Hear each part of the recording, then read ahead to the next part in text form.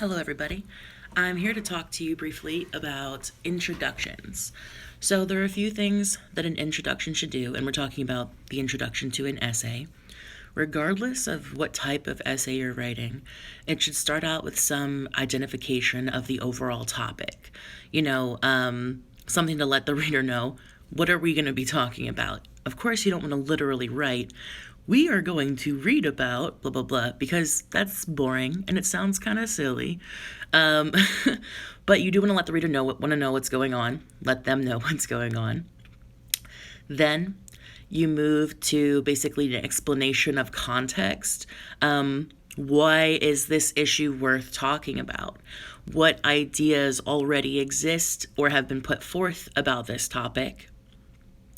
Then, if you're analyzing a piece of writing, you give a brief summary of what that thing is, as well as explaining kind of briefly how that context then moves to focus more specifically on, or how it specifically relates to the work that you're analyzing. Then, even more specifically, you connect that then to your thesis.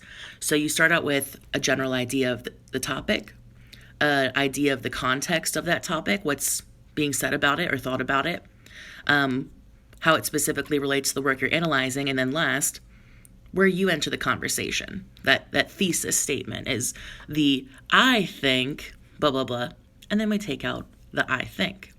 In most cases of analysis, you wouldn't use first-person language, and we'll talk more about that at another time. But the reason you would avoid first-person language is that it's considered overly casual, overly formal, and it makes it seem like you're just talking from opinion rather than talking from a place of, being well-informed, having done research. And again, in most cases, it's going to be based on research, evidence, rather than personal opinion, though in some situations that will have a place as well. Now, rounding back around to the thesis statement, one of the most essential things with that, the most essential thing with that, is that it, again, identifies the topic that's going to be discussed. So it connects back to that overall topic. What are you saying about that overall topic?